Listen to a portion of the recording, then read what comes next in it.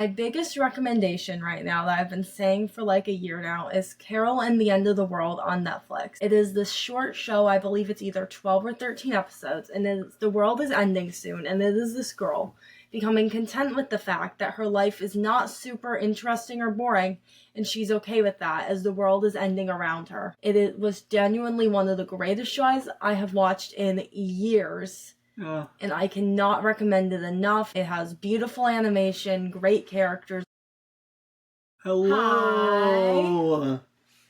Hi, welcome to Forest of Fandoms, a brand new fandom podcast from Forest Sounds Cosplay Duo. I'm Cassidy. And I'm Moss, the minds behind Forest Sounds Cosplay. Coming at you from both video and audio with the podcast format. This is our first episode. We're hoping to do this more often, so let us know what you think, what you want us to talk about. And without further ado, let's start yapping. So, something that we both wanted to kind of talk about is things that we want to make a comeback within fandom spaces. All right, so starting off with you, what kind of things do we want to see from? Calling your ships your OTPs. One true pairing for those of you who don't know what a OTP is. I miss it. Please bring OTPs back. It's fun when you have, it is fun when you have multiple ships from the same universe, whatever, but at some point, you have to have that one ship that you would absolutely die for. I have a lot of ships, but my OTP, it's that's the one that if I had to ignore everyone else, that's the one, and it should bring back because people don't use that term anymore, and I miss it. Yeah. Would you say that Matcha Blossom's your OTP? Very much so. I don't think I've found my OTP quite yet. But there are definitely a lot of ships that you kind of want to look at and understand a lot more about. So now what do you wish would be brought back in fandom culture in the great year of 2025 going into 2026? See, I am a lot newer to fandom culture, but fandom culture just needs to bring back that less judginess, okay? Because quite frankly, the culture's shifted from being something where everybody was on the outskirts, so they didn't push more towards the outskirts. And I know that's not necessarily true, but everybody just needs to bring back having conversations and media literacy about their fandoms.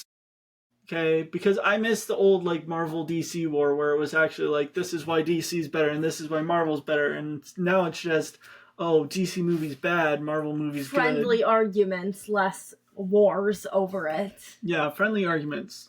Now, what is one thing you think needs to leave fandom culture? Toxic attitudes. Agreed.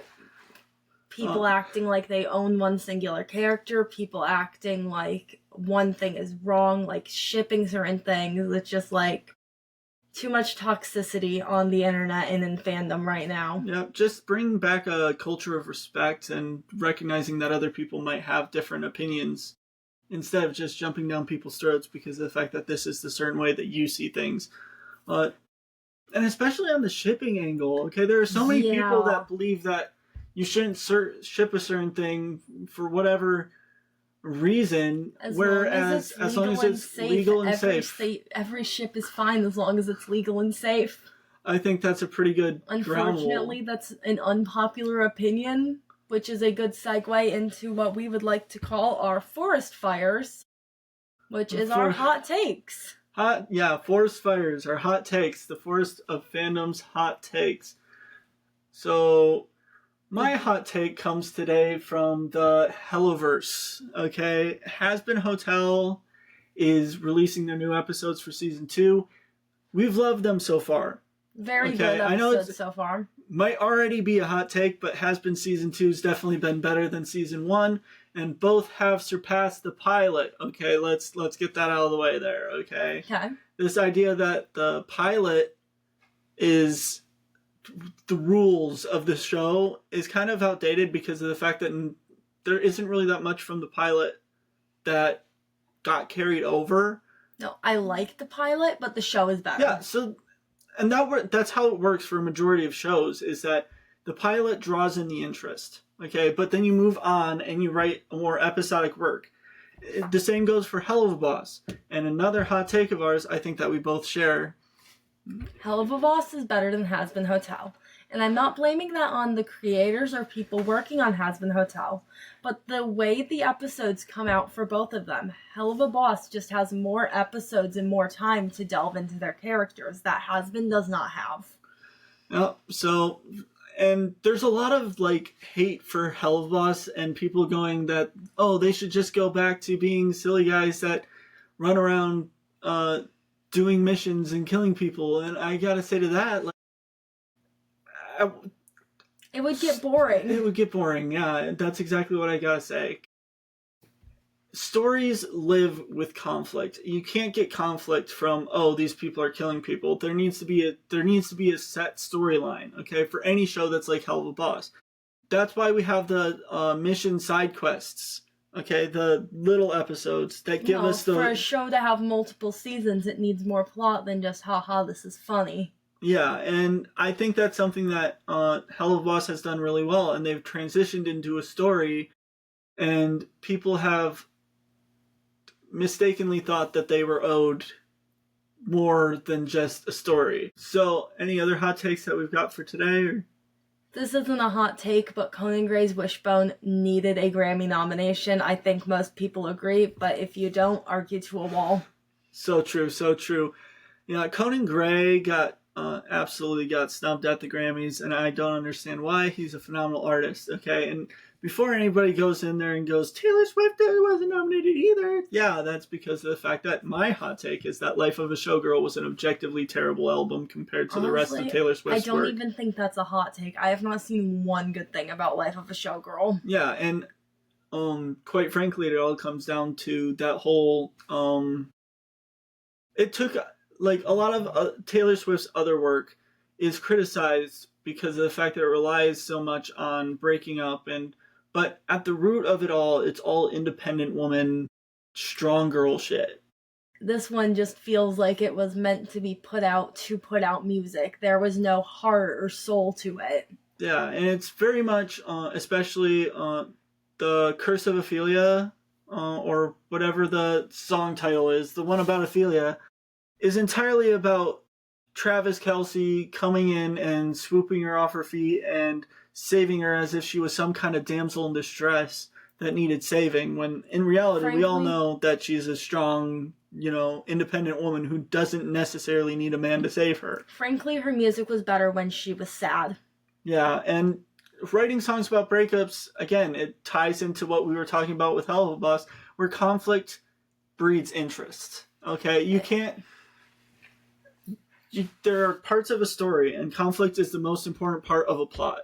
Every single time. You can't have a good show without an issue. You can't have a good song without an issue. You can't have a good book without an issue. Coming back to Wishbone. Wishbone is the whole story of Conan / Will. And it's like his story, and it has all this conflict, which is why it's such a deep album. Whereas Life of a Showgirl feels very one-dimensional and just feels cheaply and it's boring. It's boring. It's not well written. A story. Okay, and there's an entire song on there about Travis Kelce's Wood, and that's insane. That is definitely a song choice. It's definitely a song choice.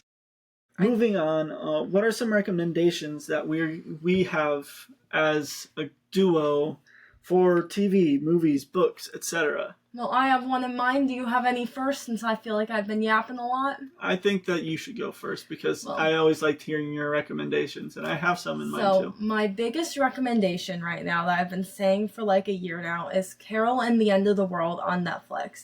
It is this short show, I believe it's either 12 or 13 episodes, and the world is ending soon, and it is this girl becoming content with the fact that her life is not super interesting or boring, and she's okay with that as the world is ending around her. It was genuinely one of the greatest shows I have watched in years, and I cannot recommend it enough. It has beautiful animation, great characters, and a great soundtrack. And so on the same Netflix note, my show recommendation has to be Haunted Hotel. Fun. It's such a fun little show that captures a family and the different ways you can be a family, while also adding in humor and some drama and some sadness along the way that make you question how mental health issues are viewed and how our world as it is a little skewed. And I think that's a wonderful little thing when a comedy show is able to delve so deeply into and it's got a star-studded cast. It's got like Will Forte, it's got Gizondo. So if you love Righteous Gemstones, you love anything that Will Forte has done, like he's it's gonna be it's a great show for you to sit down and watch. But on that note, like, can we talk about how Netflix has been charging exorbitant prices now? Oh my gosh, I'm gonna be honest, I mainly only pay for Netflix because I love Heartstopper. It is getting so hard for me to want to pay for Netflix. Yeah, because their ad-free version just went to like $9.99, I believe. No, I pay for the one with ads. $7.99. I pay for the one with ads. And that's their ad version, sorry. Yeah, so I pay for the one with ads, and I'm either paying $7.99 or $8.99 a month. Yeah. And it's $17.99 for the most basic version without ads. Well, so then I also get that, but then I don't get access to every show. There are certain things that I cannot watch. I can still watch Heartstopper, which is what's important to me. But not gonna lie, after Heartstopper ends, I might just find a way to buy Heartstopper and then cancel my Netflix. Streaming was supposed to be something that took us away from the high prices of cable television. And for it to now be, you need 6 different streaming services, and each one of those is now costing around $20. That's around like $100 that you're paying when you could have paid $60 for cable television. That's were supposed to be a thing of the past. I understand that you need to make money, and I understand all of that. But at the end of the day, that money should be coming from people actually being interested in viewing your content rather than ads. Well, no, I've been seeing TikToks and videos all over of people just like getting rid of their streaming services and buying DVD sets and stuff. Yeah. And while I wouldn't do that, I don't blame them though. Honestly, that is something that I would bring back in fandom spaces too. Physical materials. Okay? I agree. Because discs, with all of the digital world where they're now editing movies that are you own digitally, simply because of the fact that the movie studios say that they own the rights and can change their movie even while you've purchased it, I think that's something that argues that we should be able to bring back physical media. Even with physical media for that, Vocaloids, you don't even get a physical disc for owning a Vocaloid anymore. You get a box with a download code, and that's the same thing with like Switch games and things. Yeah, and even your physical media is digital now, and that's stupid. Yeah, the digital downloads for the Nintendo Switch, where you have to, it keeps all your digital cards, but you still technically have to have the physical card if it's not one that's digital. And not there was a point in time where you couldn't share it between your profiles. So you'd have 2 different profiles, and you'd want to play on a different one because of the fact that you don't want to delete your hard-earned Legends of Arceus save. Instead, you have to delete your Legends of Arceus save and start over when all you really wanted to do was move on and play on a different profile. And frankly, you can do that, even though you purchased the game once. CDs and DVDs cool. A lot of them are arts. So the fact that a lot of things are not getting these CDs and DVDs and physical copies, like, I just think those look cool on a shelf, even if I'm watching them digitally. I like having physical copies of things. Yeah, and they make for nice shelves, nice everything, quite honestly. So what are some other things that we're looking forward to? I'm looking forward to the 2026 con season. I feel like with all the shows that have been coming out and are coming out, like Lars of the Stars and the new Has-Been, that there's going to be a lot of cool stuff happening at cons lately. Yeah, I'm looking for a return to the con space as well, because of the fact that being able to be in that area, lose some toxicity, and you've got a nice area to be able to express yourself. It's a nice environment. At the end of the day, that's what it's all about, right? Is expressing yourself and having. As 2025 comes to an end, I look forward to 2026, just bringing new fandoms, new interests. And looking forward, there are a lot of different authors that we're also looking forward to coming out with new books. I think I'm looking forward to the new Percy Jackson season coming out in another couple weeks because it connects to my favorite book series, and I'm hoping to hear more from Rick Riordan on other projects that he might be working on. He's one of my favorite authors, and I would love to see if he has anything else up his sleeve. And Alice Oseman is in the process of finishing up the last book in Heartstopper, which will also lead to the final movie, which will finish off the show. So bittersweet, but looking forward to that.